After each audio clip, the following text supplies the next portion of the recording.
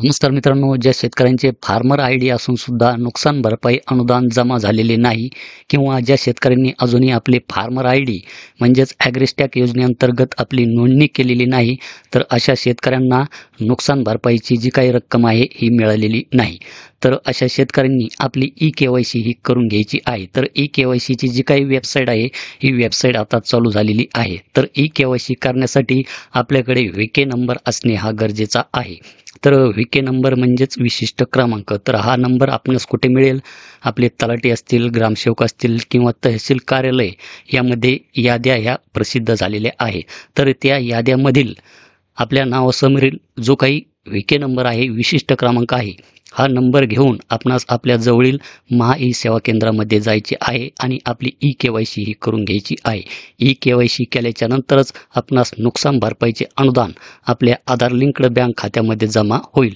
तर ही जी काही ई-के-वाय-सी आहे, ही ई-के-वाय-सी कशा पद्धतीने करायची त्याची माहिती आपण या आजच्या व्हिडिओमध्ये बघणार आहोत. तर मित्रांनो, त्यासाठी व्हिडिओ हा शेवटपर्यंत नक्की पहा.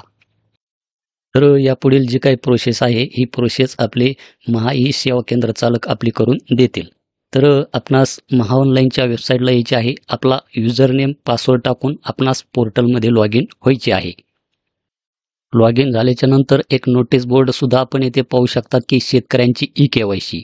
आपले सरकार सेवा केंद्र चालक यांना कळविण्यात येते की शेतकऱ्यांना दुष्काळामुळे झालेल्या नुकसानीची भरपाई देण्यासाठी ई-के-वाय-सी सेवा सुरू करण्यात आलेल्या आहेत. त्यामुळे सर्व केंद्र चालकांनी आपल्या केंद्रावरून संबंधित शेतकऱ्यांची ई-के-वाय-सी प्रक्रिया तात्काळ व प्राधान्याने पूर्ण करावी.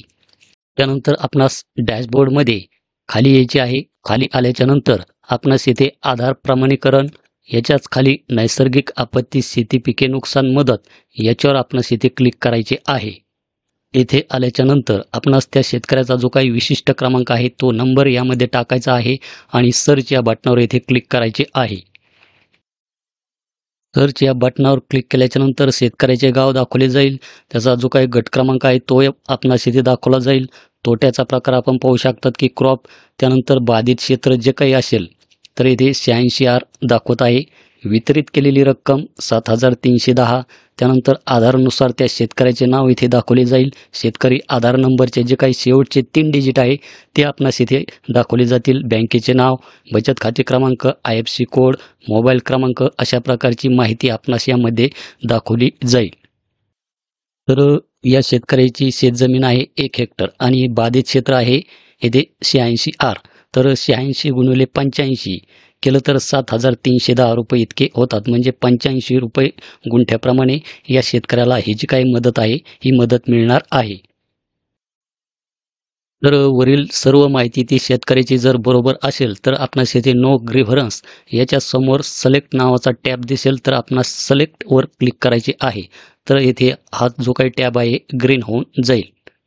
नो ग्रीव्हरन्स म्हणजेच कसल्याही प्रकारची तक्रार या शेतकऱ्याची नाही. तर मी हे जे काही पेज आहे मराठीमध्ये ट्रान्सलेट केलेले आहे. तर आपण पाहू शकतात की तक्रारीचा प्रकार तक्रार नाही निवडा. त्यानंतर येथे खाली प्रमाणित करता येत नाही, सर्वांशी सहमत, आधार प्रमाणित करण्यात अक्षम, असहमत अशा प्रकारचे ऑप्शन आपणास यामध्ये पाहायला मिळतील. तर यावर मी सविस्तर व्हिडिओ बनवलेला आहे. तो व्हिडिओ जर आपणास पाहायचा असेल तर त्याची लिंक आपणास खाली डिस्क्रिप्शन बॉक्समध्ये दिलेली आहे. तो व्हिडिओ आपण एकदा पाहून घ्या. तर मी इथे तक्रार नाही हे ऑप्शन इथे निवडलेले आहे. त्यानंतर आपणास इथे आधार ई-के-वाय-सी याच्यावर क्लिक करायचे आहे. त्यानंतर आपण इथे पाहू शकतात की ई-के-वाय-सी शक्य नाही. जर त्या शेतकऱ्याला जर ई-के-वाय-सी शक्य नसेल तर आपण आपला आधार कार्ड क्रमांक टाकून त्या शेतकऱ्यांची ई-के-वाय-सी यामध्ये करू शकतात. परंतु ई-के-वाय-सी केल्याच्या नंतर एक तक्रार जनरेट होईल. त्यानंतर आपणास तहसीलमध्ये जावे लागेल. ही गोष्ट आपण एकदा लक्षात राहू द्या. तर आधार ई-के-वाय-सी याच्यावर क्लिक केल्याच्या नंतर हा जो काही बॉक्स दिसत आहे या बॉक्सवर आपणास क्लिक करायचे आहे. त्यानंतर आपणास येथे ऑथेंटिकेशन टाईप, OTP किंवा बायोमेट्रिक हे 2 ऑप्शन आपणास यामध्ये पाहायला मिळतील. तर जर त्या शेतकऱ्याच्या आधार कार्डला मोबाईल नंबर लिंक नसेल तर आपण त्या शेतकऱ्याची बायोमेट्रिकद्वारे यामध्ये ई-के-वाय-सी करू शकतात. जर त्या शेतकऱ्याच्या आधार कार्डला मोबाईल नंबर रजिस्टर असेल तर आपण OTPच्या माध्यमातून देखील त्या शेतकऱ्यांची ई-के-वाय-सी ही करून देऊ शकतात. तर मी OTPद्वारे त्या शेतकऱ्याची KYC करणार आहे. तर OTP हे ऑप्शन मी इथे निवडलेले आहे.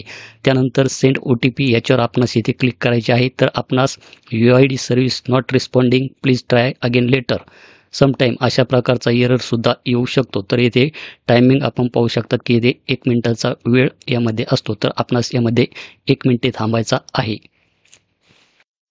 जर KYC यामध्ये जर होत नसेल, सर्व्हरचा प्रॉब्लेम असेल, तर आपणास वारंवार सेंड OTP याच्यावर क्लिक करायचे आहे. ज्यावेळेस येथील जे काही सेकंद आहे हे सेकंद 0वर येईल त्यावेळेस येथे सेंड OTP नावाचा ऑप्शन परत येथे एनेबल होऊन जाईल. तर आता येथे हाईड झालेला आहे. तर आपण येथे पाहू शकतात की नोंदणीकृत मोबाईलवर OTP हा पाठवलेला आहे. तर आपणास येथे ओके करायचे आहे आणि आलेला जो काही OTP आहे तो OTP आपणास यामध्ये टाकायचा आहे आणि व्हेरीफाय OTP याच्यावर येथे क्लिक करायचे आहे. त्यानंतर अशा प्रकारची एक रिसिप्ट आपल्यासमोर ओपन होईल, आधार प्रमाणीकरण पावती. तर आपण येथे पाहू शकतात की आपले आधार प्रमाणीकरण झाले आहे. आपले आधार प्रमाणीकरण झाल्याच्या नंतर हे जे काही नुकसान भरपाईचे पैसे आहे हे पैसे आपले 5 ते 6 दिवसामध्ये आपल्या बँक खात्यामध्ये जमा होऊन जातील. त्यानंतर आपण आपले स्टेटस पंचनामाची जी काही वेबसाईट आहे याची लिंक तुम्हाला मी खाली डिस्क्रिप्शन बॉक्समध्ये देतो. तर आपणास येथे आल्याच्यानंतर आपला जो काही व्हीके नंबर आहे तो व्हीके नंबर टाकायचा आहे. सबमिट बटनावर क्लिक करायचे आहे. त्यानंतर स्टेटसमध्ये आपण पाहू शकतात की इथे आता KYC कंप्लीटेड अशा प्रकारे सुद्धा आपणास माहिती दाखवली जाईल. तर अशा प्रकारे आपण आपली KYC यामध्ये कंप्लीट करून घेऊ शकतात. तर आपण हे अजून फार्मर ID साठी अप्लाय केलेलं नसेल तर आपण आपला फार्मर ID एकदा अवश्य काढून घ्या. कारण की आता इथून पुढील जी काही मदत आहे ही फार्मर IDवरच मिळणार आहे. जर या व्यतिरिक्त आपले काही प्रश्न असतील तर खाली कमेंट सेक्शनमध्ये कळवा. भेटूया अशाच एका नवीन व्हिडिओमध्ये. धन्यवाद.